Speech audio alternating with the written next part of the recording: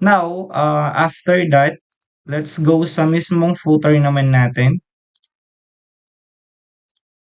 So, sa footer natin, again, ang unang gagawin natin dito is to import yung CSS natin. So, that's slash footer.css, then semicolon.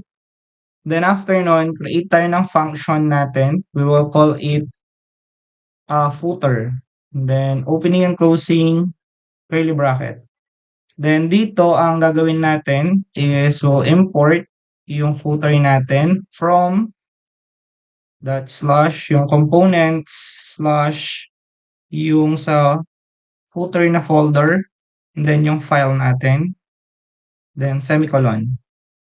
Then copy, paste, kunin natin si footer, lagay natin siya dito. Yan. And then, after nyan, dito naman tayo. So, we will include yung return natin, and then semicolon.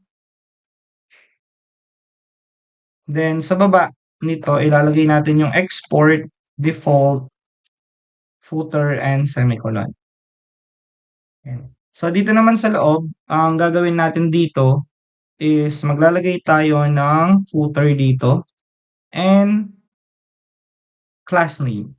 So, sa class name natin, we'll set it footer and closing. So, sa loob niya, ang gagawin naman natin is we will set yung paragraph natin.